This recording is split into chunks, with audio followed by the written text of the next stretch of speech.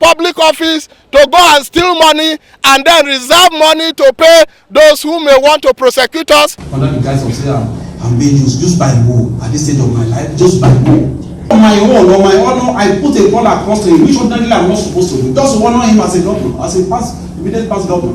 Nobody, no one, no individual is above the law. Even a sitting governor who has immunity can be investigated. He said, sir, I tell you my brother, I know, but I can't come. There's one lady, I don't know what her name is, that she had said, she has surrounded here with over 100 journalists. To come and embarrass him and intimidate him and all kind of stuff. I said, okay, if that is your fear, I'm going to pass you through my own gate, special man's gate. You will come to my floor. We will accord you that respect. I will invite my operative, they will come and interrogate you or interview in my own office. What could be more honorable than that? Thank you, sir. I appreciate it. You know what he said? But can't they come to my village?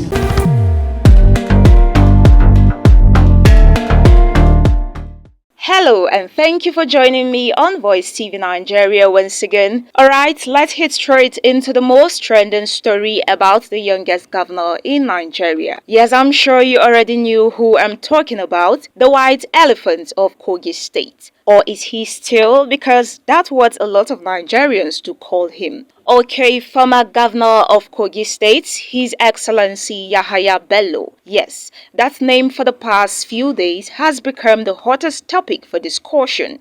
And trust me, it's not ending yet. More juicy misery is going to be unraveled, and that's why I'm always here to talk about it. You all knew that the former governor was accused by the Economic and Financial Crimes Commission (EFCC) of an alleged misappropriation of various sums of money belonging to the Kogi state government. So, the anti-graft agency is seeking to arraign the ex-governor on 19 counts bordering on money laundering, breach of trust, and misappropriation of funds to the tune of 80.2 billion naira. With these matters arising, so many Kogites are not slumbering anymore on this case. You know, Kogi State over the past few years has not been meeting up to some kind of modern standard. I mean, this is not me being biased, but this is what the good people of Kogi have been saying. So YAHAYA Bello, your opponents or enemies are more than your sympathizers. So you just get ready to keep running and running. And why did I say so? Some concerned citizens of Kogi State have come out to boldly demand for the arrest of Rashida Bello and not just YAHAYA Bello. You see, I told you all this is a revenge game. Trust me. Take a listen. We are here on behalf of the people of Kogi State to express our dissatisfaction with the level of prosecution of the former governor of Kogi State. As Kogites, we are aware that Bello no longer has immunity, and therefore he should not be excused from being prosecuted. As Kogites, we are aware that it was 3 people that was initially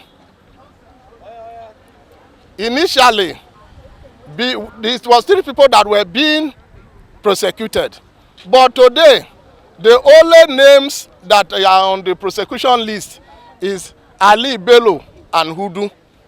The question we are asking EFCC is, what of Rashidat Bello, who was an accomplice in the matter? Is Rashidat Bello also having immunity? The question we are asking too, we have seen Rashidat Bello moving around the country attending functions.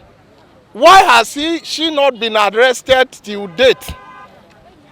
As of today, Bello is hiding in Kogi State Government House under a new law that he has made his stooge, the current governor, to prosecute, that there must be an immediate pass governor's house in Government House. We want to make this very, very clear that Immunity of a governor does not amount to immunity of the government house. The government house is not a hideout for criminals.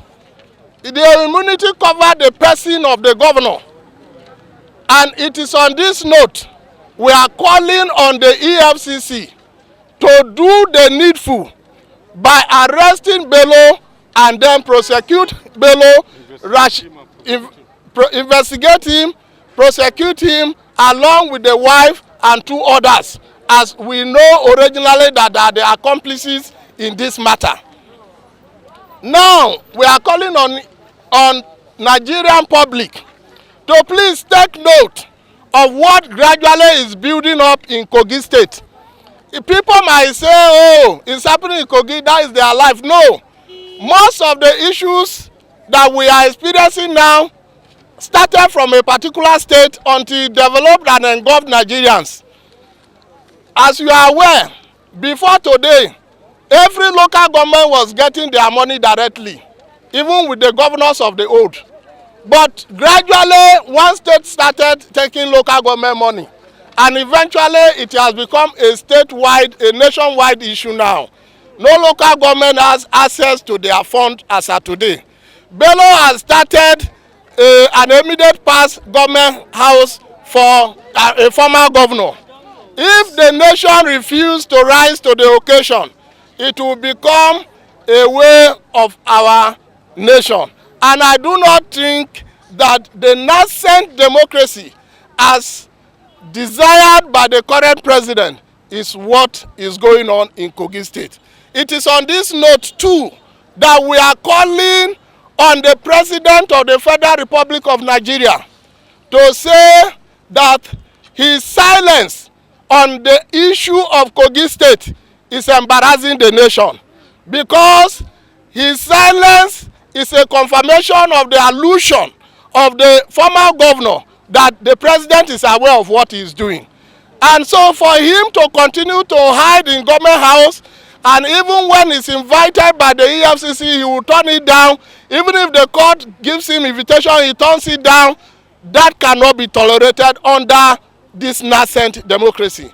The president swore to an oath to defend the Constitution of the Federal Republic of Nigeria, wherein the Constitution is being abused.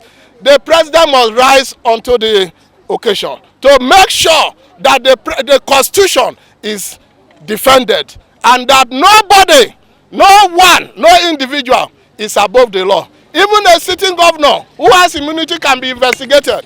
He may not be arrested, but he can be investigated.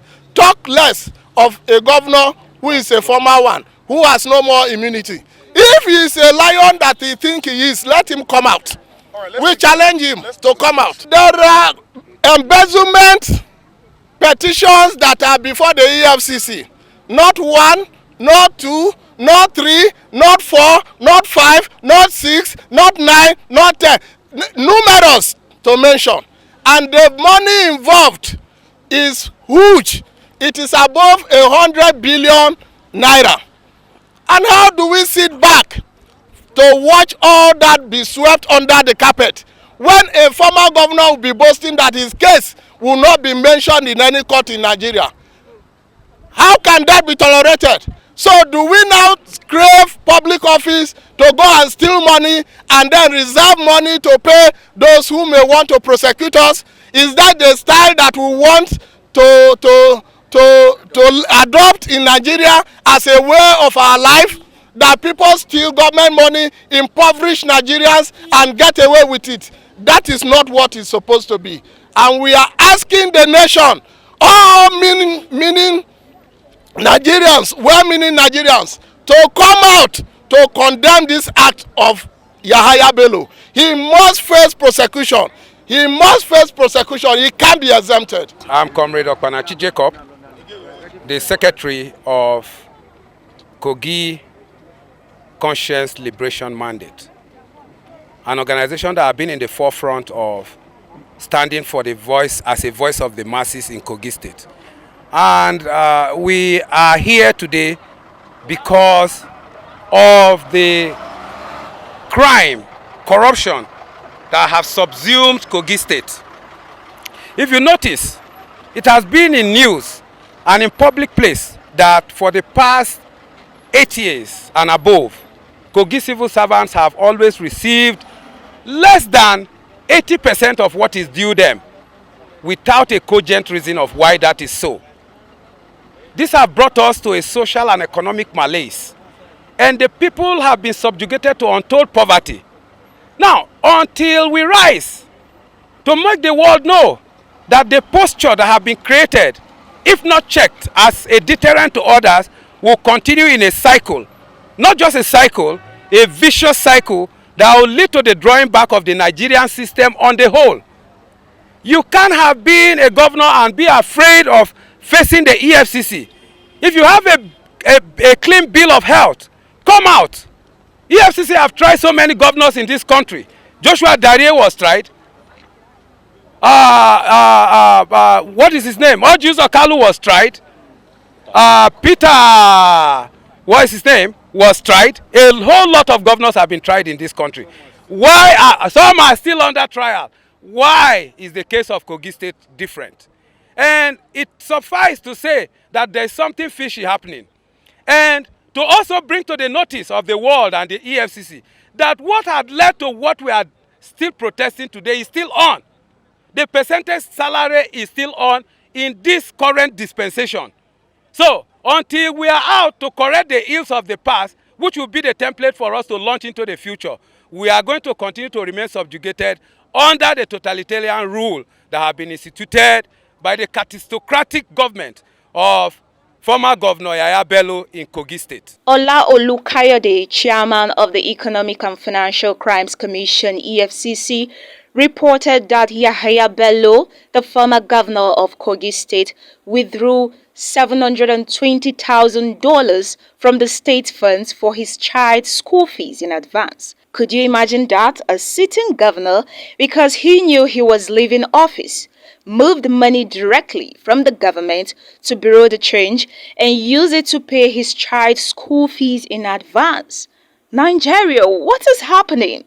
Now, he's on the run. Of course, Ododo played a good one, thereby being a superman saving his soul. YAHAYA Bello is ashamed to face the embarrassment, but not ashamed to siphon government funds, right? The EFCC were even lenient enough to show some respect. Child's school fee in advance. In advance. Dollars. How much? 70. Total is over almost 800. $800,000. In dollars, yes. In dollars. $2,000. $720,000. Sorry. $720,000 in advance. In that student that was going to leave government house. In a poor state like Kogi. I want me to close my eyes to that. Under the guise of saying I'm being used by who at this stage of my life, just by who? By who? For crying out loud. I assumed office here. I didn't initiate the case. I inherited the case file. I called for the case file. I called for the report, and I said, look, there are issues here. Do you know on my own, on my honor, I put a call across to him, which ordinarily I'm not supposed to do, just to honor him as a governor, as a immediate past governor. Sir, there are issues. I've seen this case file. Can you just come? Let us clarify these issues. I'm on that camera.